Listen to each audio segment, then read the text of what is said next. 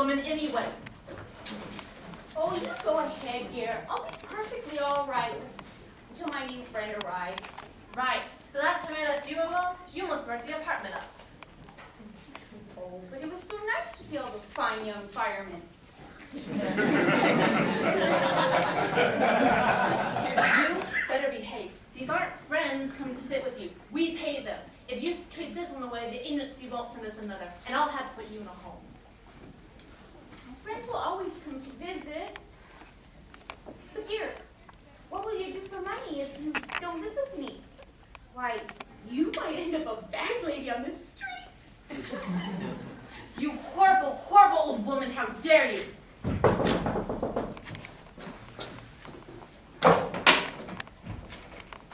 Just in time. I was a little worried because the bus was late, but obviously time for delays. Hi, I'm Betty Nelson from Respite Inc. You need to give her a bath and wash her hair. Other than that, she'll just sit in her chair. Ignore her and she won't bother you. Sure to stare into space. Oh, there's a casserole in the refrigerator. Put it in at 4 o'clock at 350 degrees. You can also run the vacuum, clean the counters and the dishes, clean the bathrooms, and change the sheets in both bedrooms. There are clean ones in the cupboard, and do the laundry. I know it's not part of your job description, but Mother would just sit there. So you might as well make it happy. The show is so intense. Oh no, some days she's much more demanding. Perhaps we should introduce ourselves. I'm Betty Nelson. You are? I'm so happy you inquired. I'm Edna Rose Whitten. I was born in Rosy Springs. I've been on stage since I was just a tyke. Perhaps you've seen my handbills. Look, here on the wall. Mother had them framed. I was a ballerina prodigy. I can still kick out my feet above my head. Oh. Whoa! Oh, can we sit a while while I catch my breath? Oh, you are quite the dancer. Would you like something to drink? Tea would be lovely, dear. And a cup for the babies. The yellow flowered cup and saucer is theirs. And be sure to put 3 cubes of sugar. Do you like my new friend? Oh, she won't forget the sugar cubes. I think this is the beginning of a wonderful new friendship. Do you think my daughter's very angry with me? No, I think she was just in a hurry. Oh, I know. She really is her father's child. I was so happy to adopt her. She's your adopted daughter? Oh, she's been mine since she was a skinny little girl. You remember Phyllis, the little girl who used to sit right here and talk to you? Her father had her so spoiled. Oh, you're her stepmother. And I kept right on spoiling her. She was such a sweet thing. She deserved to be spoiled. She must really love you to be taking care of you like this. Did she say that? That she loves me? That she really, really loves me? It's obvious you're her stepmother. Yep, she loves you.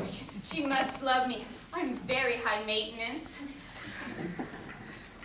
Don't forget the sugar cubes. Oh, I don't see any sugar cubes, just sweeteners. The sugar cubes are in the cracker tin. The sweeteners are for me. The sugar's for the babies.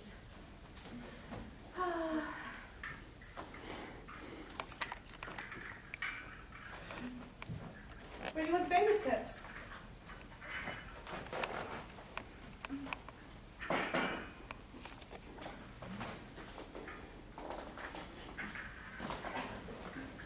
No, I never had any children. I didn't want any. I was a star. Mothers were treated so badly back then. Worse than wives. That is so sad, and it's true. It seems like mothers pay such a high price to have children nowadays, much more now than when I was younger. It was so hard. Marrying is so dangerous. Men have such peculiar notions on how to treat women. The babies are having a discussion. That one there says that back in the old days, men treated women as magical creatures out in the yard. And that one there says that men are mundane but love magic. That one there says men are jealous. That one says that men are afraid of magic and the women who use it. And what do you think? Well, I think that men are mean to women who use magic. And then poof, it's all gone. Smart women pretend they don't have any. I agree. I think women try to hide their tenderness from men. I feel sorry for men. They want to be magical, but they're mundane. What about your husband? Did you feel sorry for him too?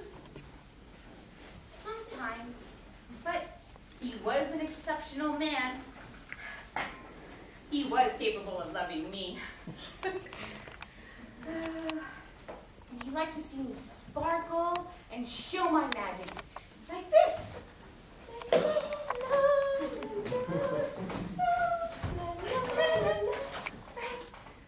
Gave me my daughter as a present. Perhaps I was the present that he gave to her. I wish I could help her. She isn't happy, you know. I noticed.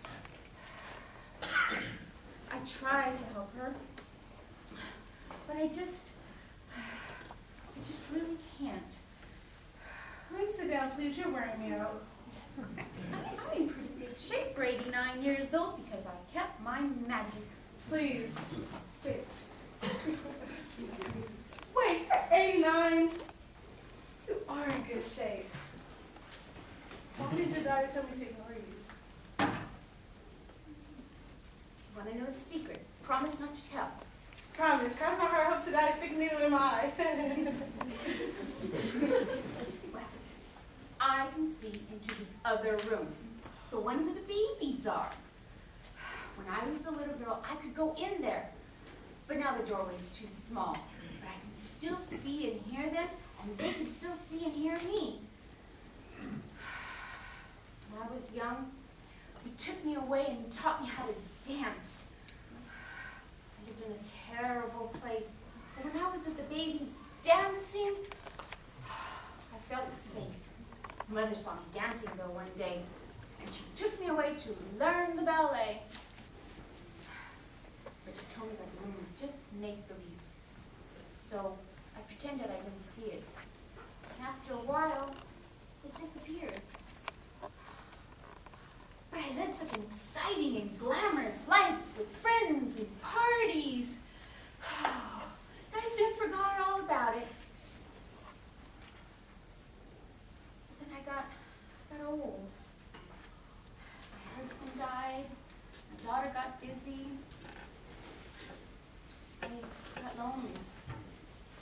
And one day I was just sitting here, trying not to be a nuisance, when suddenly the door to the other room opened. That's so beautiful. Yes, but you mustn't tell my daughter. She doesn't want to know. But didn't you say that she goes to visit the other room with you? Yes, she did. She could see the babies, even when I couldn't. So shouldn't that be special? Well, now she just is afraid I'm demented, and she doesn't want to know. But she's okay when I go visit. Really? She doesn't mind? Oh no, she doesn't mind when I go visit because then I don't bother her. Okay, wait. So you're telling me that you go to visit the other room to keep from being too demanding, right? Okay. So if I start cleaning up stuff and you go visit, I shouldn't feel guilty for ignoring you? That's right. I know it's just pretend, but when I'm there, I'm so very happy. Besides, I'm being quite helpful. That's wise and it's clever. Okay. So we're gonna put you in the shower, we're gonna do your hair all nice before your daughter gets home. No pirouettes either! Oh, you're getting me all wet! Stop taking your clothes off now! Oh my God!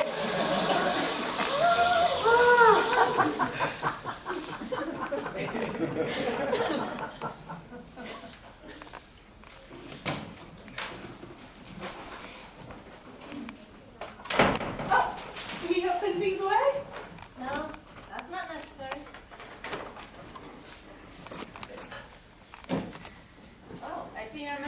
most.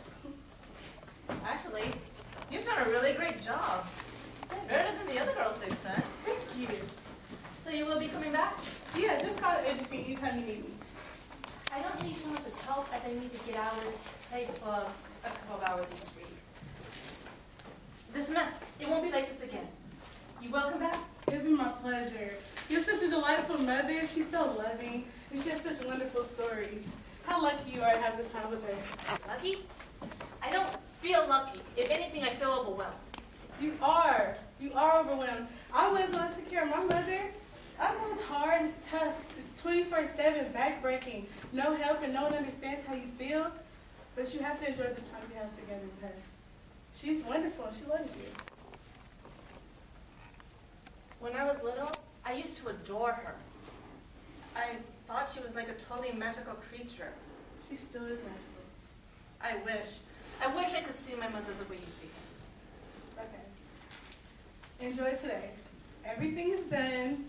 I mean, everything is done. You're doing a really hard job very well. So you and your mother enjoy the rest of today, okay?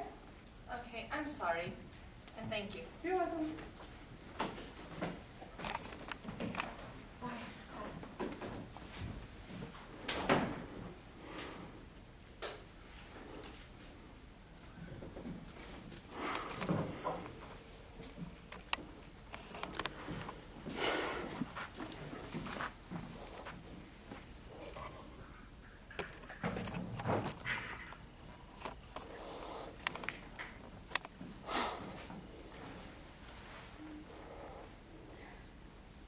How was your trip, sweetheart? I'm sorry about what I said earlier when I was leaving. You old silly. I hope you know that I love you. I love you too, dear.